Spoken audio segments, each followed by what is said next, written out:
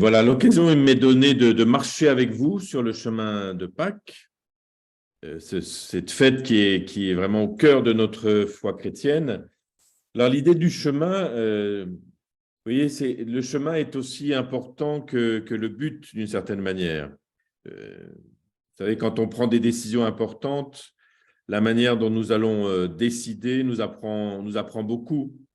Elle nous forme, et c'est un peu la même chose ici. On voit bien que le chemin vers Pâques compte autant que la fête que nous allons célébrer. Puisque sur ce chemin, nous apprenons peut-être à mieux nous connaître, à savoir où nous en sommes de notre foi, de notre cheminement personnel, de notre vocation de disciple, aussi dans le concret de ce monde du temps présent. Voilà, donc c'est ça qui va être important, c'est de se rappeler que ce cheminement-là, eh bien, il nous renvoie à notre propre décision et à notre propre cheminement personnel.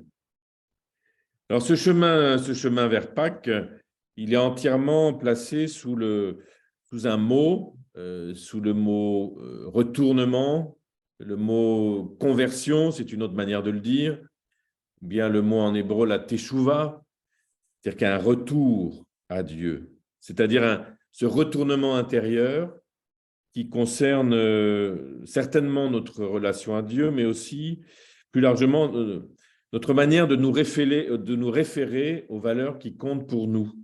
Voilà, parce qu'on a quand même ces valeurs-là qui comptent et qui nous guident au quotidien. Et pendant le carême, ça nous permet de revenir à qu'est-ce qui compte pour moi pour mener mon existence. C'est-à-dire que, d'une certaine manière, ce chemin du carême, il pourrait être en dehors de la foi chrétienne, hein, comme étant ce moment où on refait le point sur ce qui compte. Parce que dans un moment où il y a beaucoup d'incertitudes, c'est important de savoir sur quoi on s'appuie et ce qui compte pour chacun. Mais sur ce chemin de retournement, de retour à Dieu, de retour à la source, le Christ Jésus a utilisé un moyen bien précis, un moyen bien puissant pour nous faire revenir. On entend ça, ce refrain dans les Écritures, dans les psaumes, « Fais-nous revenir à toi, Seigneur ». Et en fait, ce moyen que le Christ utilise prend pour nous faire revenir à ce qui compte, c'est de nous redire profondément, de réinscrire dans notre cœur et dans notre esprit la foi en un amour infini. Son amour infini qui rejoint nos situations humaines, cet amour infini qui nous rejoint y compris dans nos égarements, et ce Dieu qui fait preuve à notre égard de compassion. En nous aimant inconditionnellement, avec une compassion qui n'a pas de limite, le Christ a la capacité de nous désarmer pacifiquement de nos peurs, de nos réticences, voire de nos refus, de lui faire confiance pour nous donner cette vie en abondance que nous célébrerons à Pâques. Alors, je vais vous proposer 3 temps. Le premier temps, c'est comment la compassion, cette compassion de Dieu se manifeste dans la révélation biblique, pour voir ensuite comment elle s'incarne dans la personne de Jésus, et puis dans un troisième temps, pour voir comment ça peut aussi nous rejoindre dans notre quotidien. Voilà, de mettre véritablement notre chemin de carême sous le signe de la compassion. Donc, comment la compassion se manifeste dans la révélation biblique? Il est bon de se rappeler que toute l'histoire de notre salut commence par ce regard de Dieu, un regard de Dieu qui va dire « J'ai vu la misère de mon peuple ». C'est dans Exode 3, 7. « J'ai vu ». Voilà, ce Dieu qui de sa grandeur, de sa hauteur, de sa divinité, voit la souffrance, la misère de son peuple.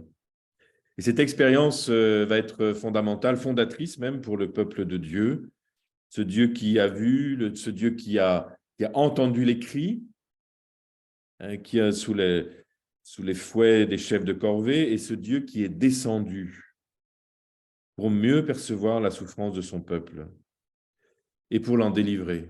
Voilà, ça Ça va être redit dans la nuit pascale, mais justement, la nuit pascale, elle vient de ce moment où le peuple se sait rejoint par Dieu, par compassion, pour pouvoir être délivré de ce qui l'opprime. Et c'est dans le même chapitre que Dieu va révéler son nom. Vous savez, c'est au chapitre 3 aussi, au verset 14, qui se présente comme celui qui est. Mais alors du coup, si on met en lien ce Dieu qui dit « J'ai vu la misère de mon peuple et je suis celui qui est », Dieu se révèle comme celui qui est avec son peuple, qui est attentif, qui est compatissant, qui est là pour le sauver. Donc ce Dieu qui se fait connaître comme un Dieu avec ceux qui souffrent, qui prend en compte la misère, donc qui est miséricordieux. Donc ce Dieu qui vient à la rencontre de la condition misérable de son peuple, c'est le geste fondateur du peuple d'Israël. Et puis il y a un deuxième geste fondateur de ce même peuple d'Israël, lorsque ce peuple qui a été rejoint par Dieu pour le sauver, eh bien lui tourne le dos, n'écoute plus sa voix, n'est plus fidèle. Et là, il y a comme une seconde révélation de la miséricorde de Dieu, une seconde révélation de cette compassion de Dieu pour son peuple, puisque son péché, son refus de Dieu, c'est aussi sa misère. Et ce même Dieu a encore compassion. Et peut-être que c'est ça l'expression la plus forte. Il a encore et encore compassion. Il se penche sur cette misère de son peuple pour pardonner et aller toujours de l'avant. Et lorsque Moïse voudra supplier Dieu, il lui dira « Rappelle-toi, tu es miséricordieux. Rappelle-toi, tu as compassion. Rappelle-toi, tu as des entrailles de père pour ce peuple. » Donc l'expérience de ce peuple, c'est de celui d'un Dieu qui le rejoint dans sa souffrance et dans son péché pour lui ouvrir à chaque fois un chemin nouveau et sans se lasser. Et peut-être c'est ça aussi qui est incroyable, c'est-à-dire que le encore et encore, c'est pas simplement pour les 40 ans avant d'entrer dans la terre promise, c'est dans toute l'histoire. Le encore et encore, c'est une parole de Dieu qui résonne par la voix des prophètes, un Dieu qui jamais ne se lasse. Par exemple, le peuple de Dieu va reconnaître qu'il ne peut rien exiger de Dieu, qu'il est endetté, sans possibilité réelle de se racheter. Par exemple, il dit par la voix des prophètes dans Isaïe, Dieu dit, j'ai appelé, personne n'a répondu, j'ai parlé, ils n'ont pas écouté, ils ont fait ce qui est mal à mes yeux, ils ont choisi ce qui ne me plaît pas. Voilà, c'est quand même un verdict costaud. Et c'est dans le même chapitre, quelques versets plus loin, où il est dit, cette image magnifique, vous serez comme des nourrissons que l'on porte dans ses bras et que l'on caresse sur ses genoux, comme un fils que sa mère réconforte, je vous réconforterai. Donc, vous voyez, c'est le même Dieu qui va dire combien il est mis de côté et comment il revient à chaque fois, avec en plus des expressions magnifiques de cette tendresse. Vous serez comme des nourrissons que l'on porte dans ses bras et que l'on caresse sur ses genoux. Voilà, la Bible, qu'est-ce qu'elle nous raconte? Sinon, ces infidélités qui se multiplient. Rappelez-vous, dans le livre des rois, ils ont péché comme leur père, ils ont péché comme leur père, et on a ça en permanence. Et pourtant, Dieu garde son alliance. Voilà, c'est un amour qui est sans cesse redonné sur le chemin de l'histoire. Donc, il y a bien une fidélité, la miséricordieuse de Dieu, qui certainement est à l'origine de la fidélité d'Israël, qui est capable d'écouter la loi de sainteté malgré toute cette désobéissance qui marque son histoire. J'ai retrouvé un texte déjà ancien de 1980, c'est vrai que ça devient déjà ancien, 1980, d'un texte sur la miséricorde de Jean-Paul II. Voilà, il est dit, l'Ancien Testament enseigne déjà que si la justice est une vertu authentique chez l'homme, en Dieu, l'amour est plus grand. Il est supérieur, en ce sens qu'il est premier, fondamental. L'amour, pour ainsi dire, conditionne la justice, et en définitive, la justice est la servante de la charité. La primauté, la supériorité de l'amour sur la justice se manifeste précisément à travers la miséricorde.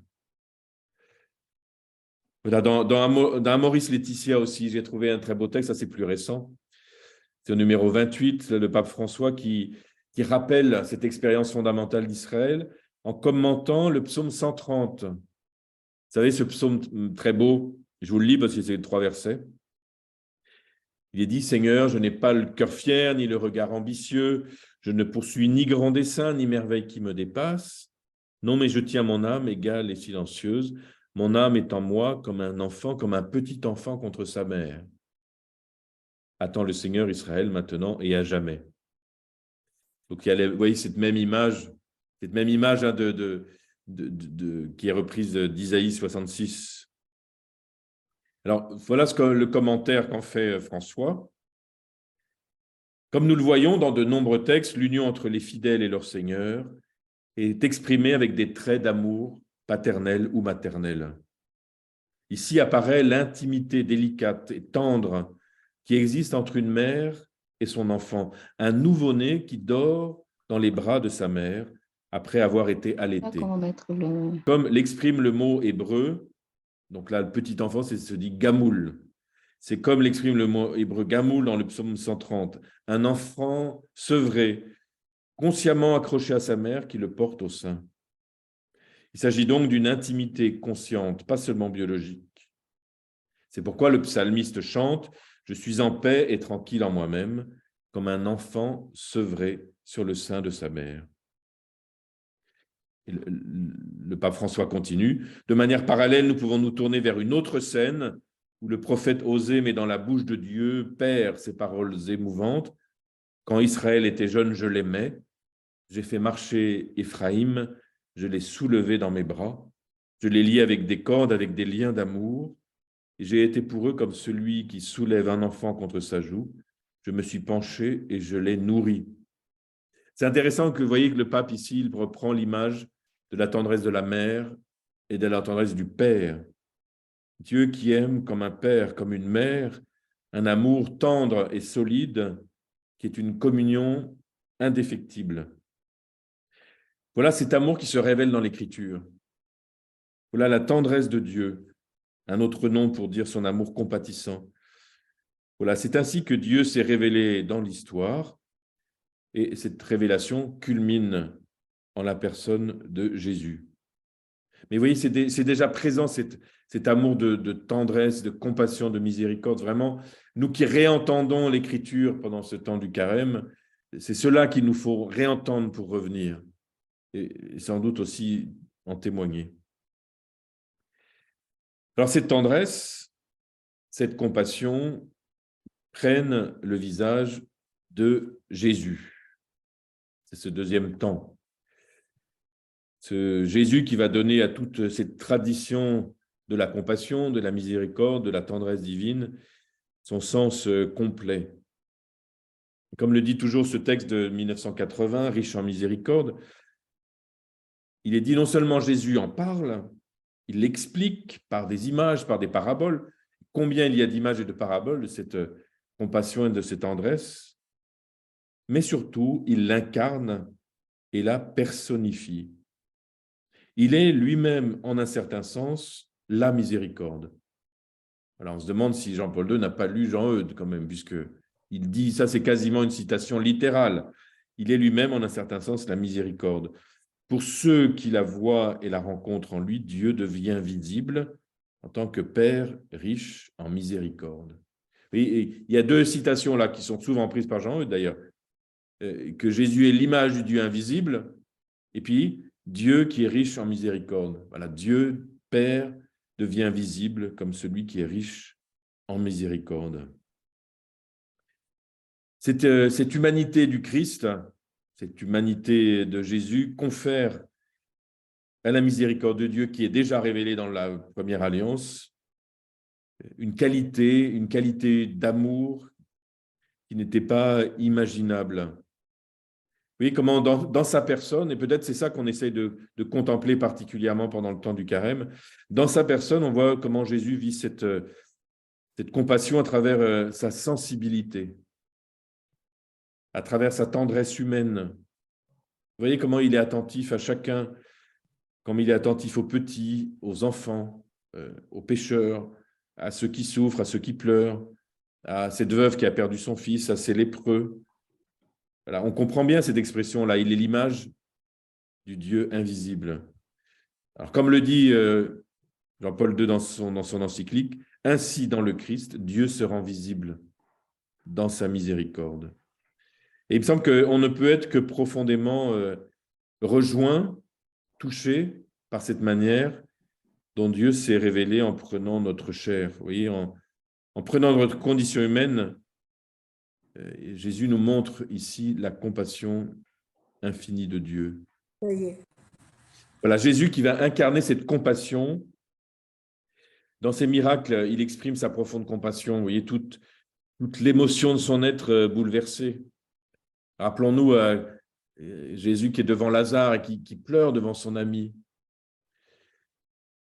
Rappelons-nous aussi Matthieu 9, 36, quand il vit les foules, il eut pitié d'elles, car elles étaient harassées, abattues, comme des brebis qui n'ont pas de berger. Et d'autres traductions existent, il est dit, il eut pitié d'elles, ou il eut compassion d'elles, ou bien il fut ému jusqu'aux entrailles. Et on comprend ici que ce mouvement de salut, de guérison, de donner la vie, Jésus ne le fait pas pour prouver quelque chose. Il n'a rien à démontrer. Mais au fond, c'est l'expression profonde de son être. Vous voyez comment Jésus est comme aimanté, attiré par la souffrance de l'autre qu'il rencontre. Il s'en détourne jamais. Il est plutôt du côté du bon samaritain plutôt que de ceux qui passent de l'autre côté du chemin. Et bien au contraire, vous voyez comment il s'en approche. Il me semble qu'il n'y a pas de calcul chez lui, il n'y a pas d'intérêt, mais simplement la volonté d'être proche, d'être là, proche de l'autre, proche de sa souffrance pour son bien. Et Jésus a passé sa vie entouré comme ça, entouré de pauvres, de malades, jusqu'à être complètement cerné. Parfois, on le voit tellement pris par la foule. Donc, il s'est immergé dans ses maux, dans ses souffrances de ses contemporains.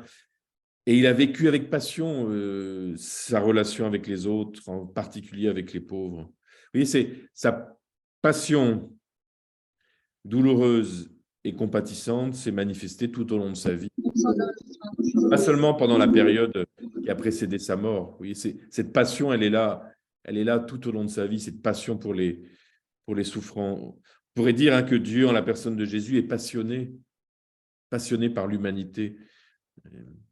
Il est, dans tous les sens de ce mot, d'être passionné par l'humanité, à la fois dans cette passion du cœur et en même temps dans la souffrance que cela entraîne. Je ne peux pas ne pas vous citer la phrase célèbre de Jean Eudes sur la miséricorde. 3 choses sont exigées de la miséricorde. La première, qu'elle ait compassion de la misère d'autrui, car est miséricordieux celui qui porte en son cœur par compassion les misères des misérables. Voilà bien le Christ qui porte dans son cœur les misères des misérables. La deuxième est qu'elle ait un grand désir de les aider dans leur misère. Et la troisième, qu'elle passe de la volonté à l'effet. Et n'oublions pas la suite, notre très saint Rédempteur s'est incarné pour exercer ainsi envers nous sa grande miséricorde. Oui, donc, on comprend bien dans la personne même de Jésus les 3 étapes de ce qui se passe.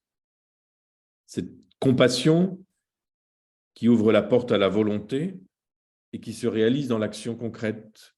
Là, il y a tout un cheminement très, très enraciné même dans notre réalité humaine, dans notre réalité anthropologique, cette manière de se laisser saisir, ce saisissement qui touche pas simplement la sensibilité, sinon aussi la volonté, et que cette volonté n'en reste pas simplement à une intériorité, mais qu'elle passe dans l'action concrète.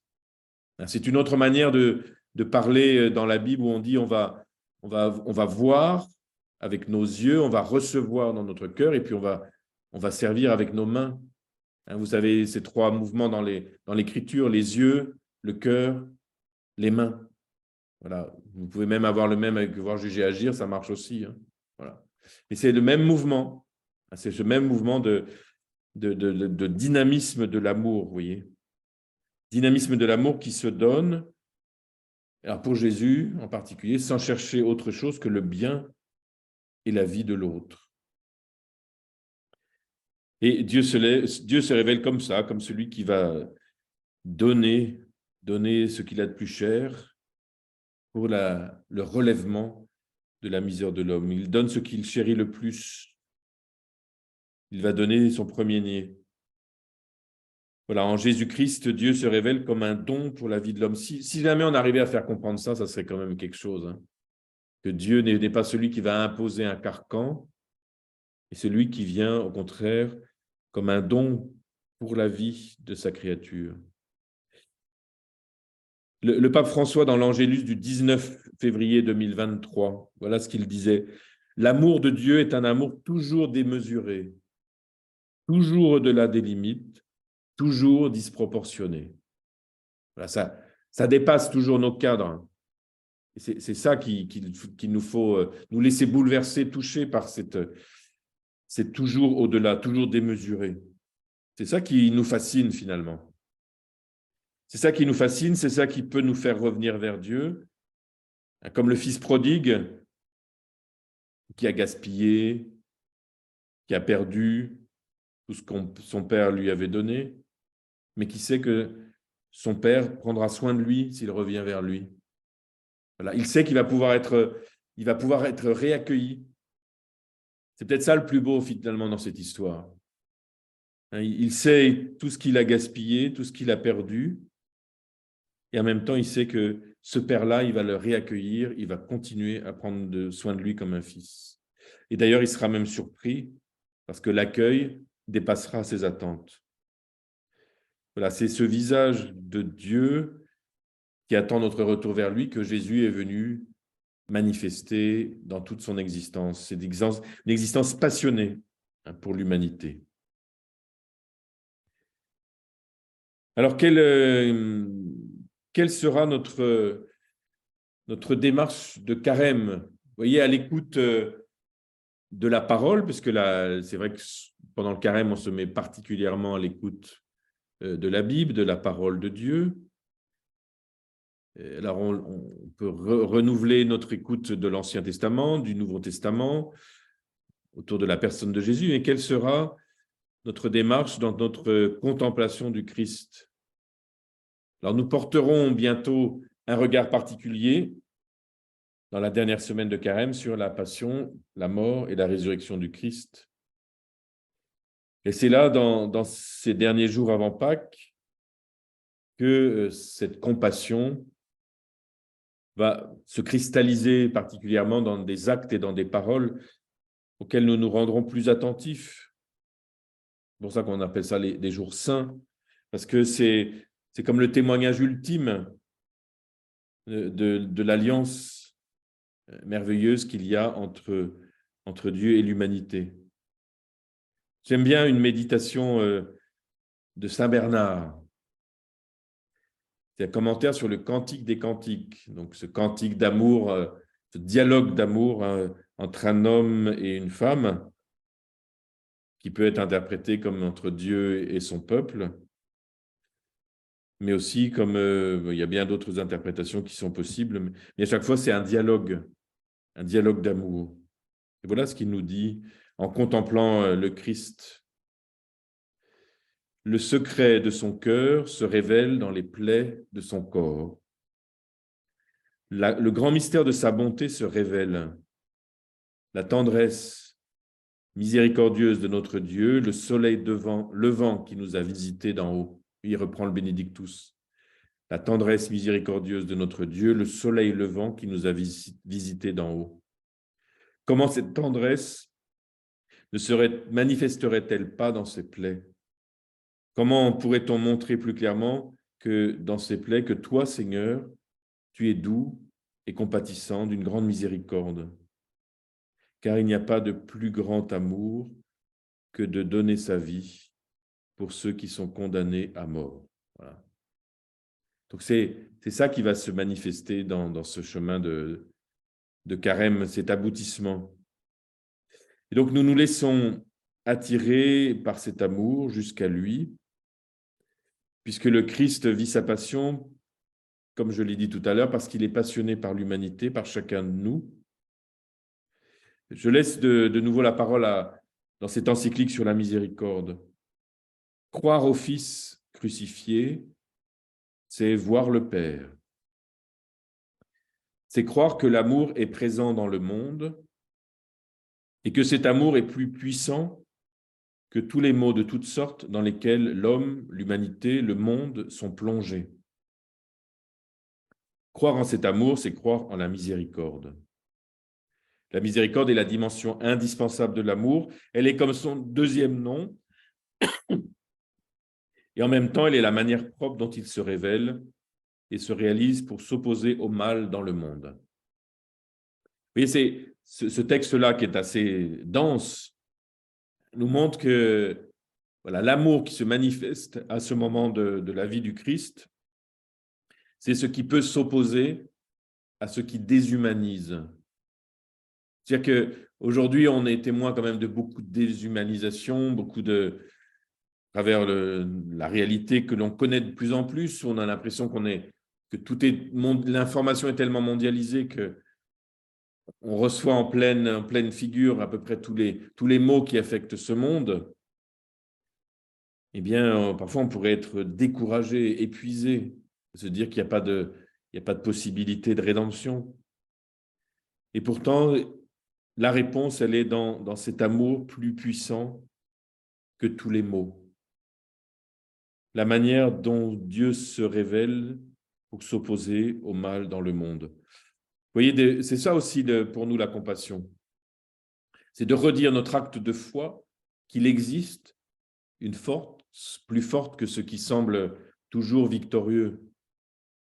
Lorsqu'on a l'impression que ce mal peut être victorieux, eh bien, on a cette réponse. Nous, on la contemple dans la compassion de Jésus, dans sa miséricorde. Voilà une autre expression que j'aime bien de ce même texte, où il dit, Jean-Paul II dit, le but de la vie de Jésus jusqu'au don total de soi, c'est de redonner à l'amour la puissance créatrice par laquelle l'homme retrouve accès à la plénitude de vie et de sainteté qui vient de Dieu. Vous voyez, redonner à l'amour sa puissance créatrice. Voilà, ça nous donne de l'espoir. Parce que si effectivement on s'approche de cette source, si on va y boire, si nous-mêmes on se laisse toucher par cette compassion, peut-être que nous pourrons participer à ce qui peut redonner à l'amour, concrètement à l'amour qu'on va pouvoir donner aux autres, redonner à l'amour cette puissance créatrice. Et Sainte Faustine aussi, vous voyez, je suis très éclectique. Sainte Faustine, elle nous dit, la miséricorde est la fleur de l'amour, Dieu est amour et la miséricorde est son acte. Dieu est amour et la miséricorde est son acte. La miséricorde est conçue dans l'amour, l'amour apparaît dans la miséricorde.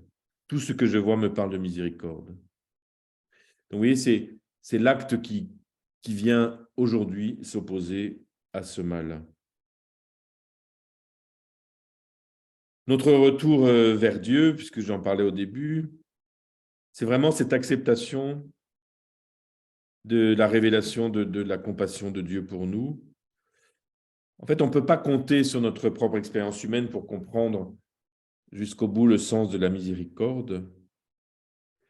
Mais nous méditons la parole, nous méditons la vie du Christ, sa passion, sa mort, avec notre intelligence, notre cœur, pour pouvoir percevoir ce qu'est l'amour compatissant et miséricordieux. Jean-Eudes dit toujours l'esprit et le cœur.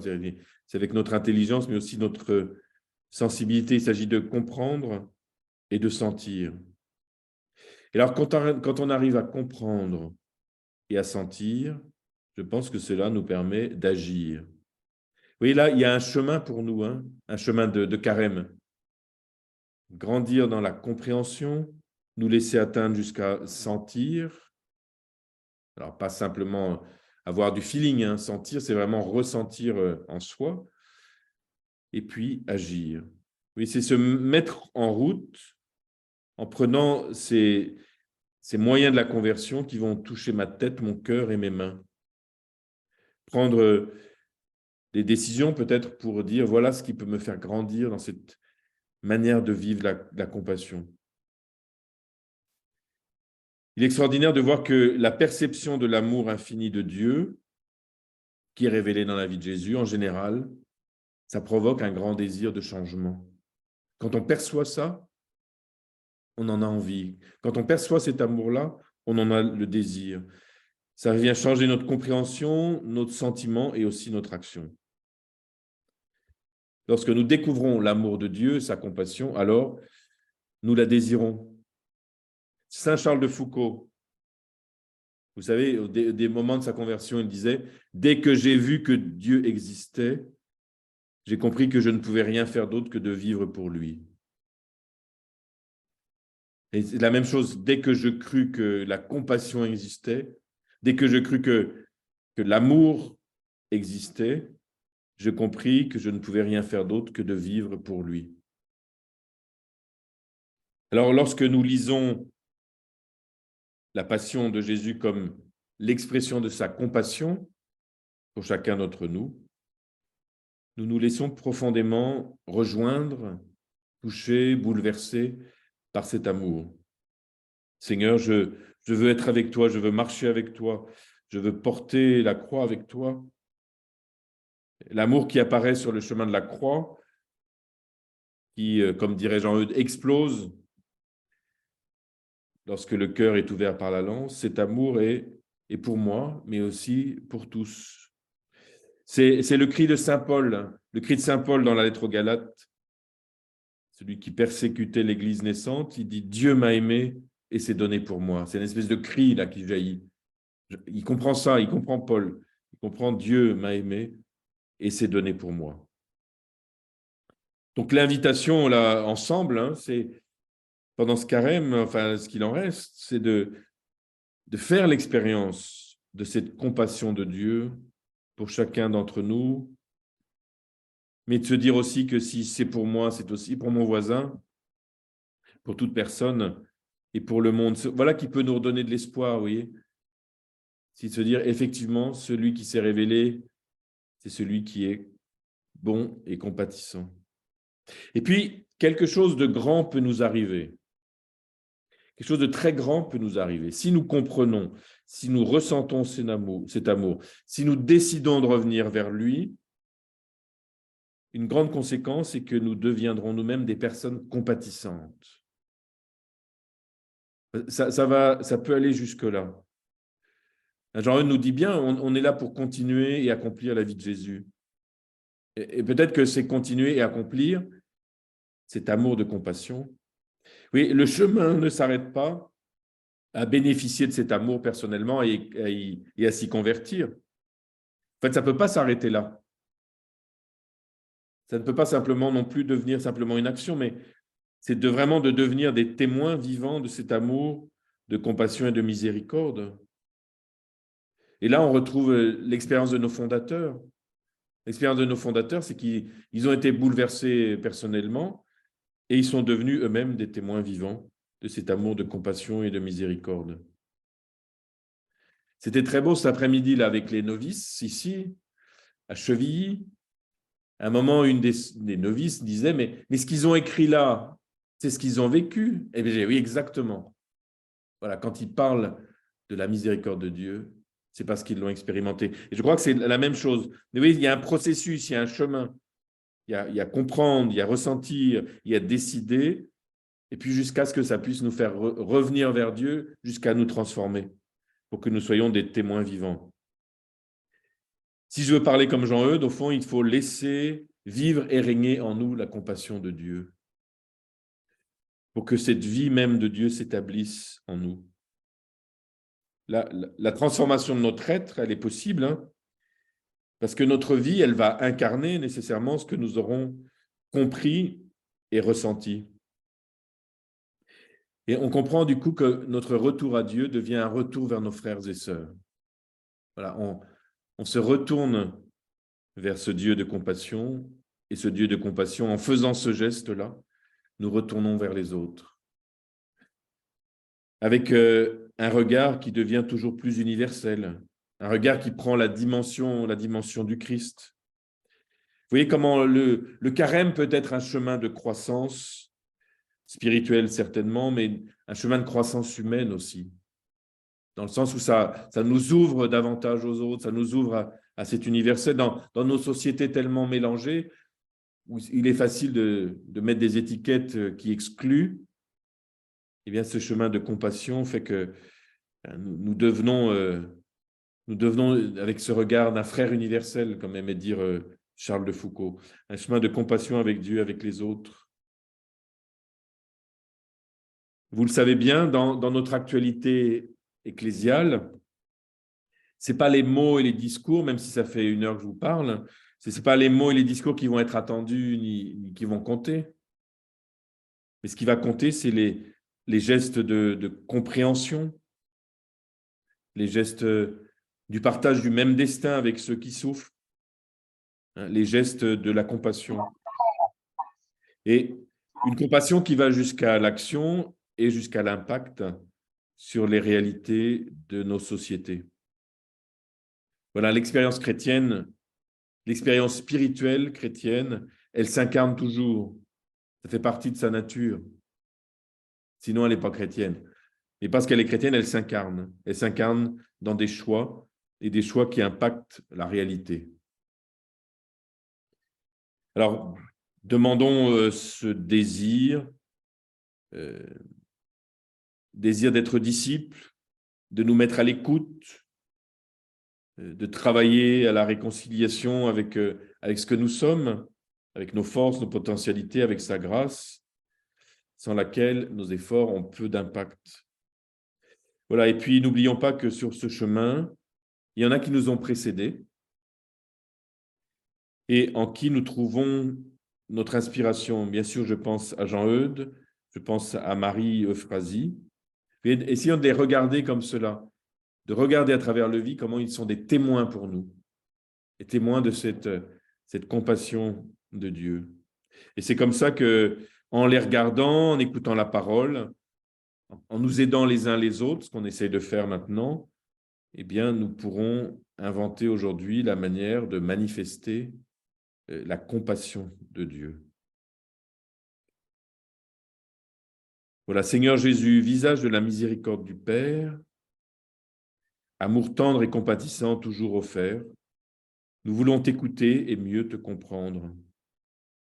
Nous voulons faire l'expérience de ta bonté inconditionnelle.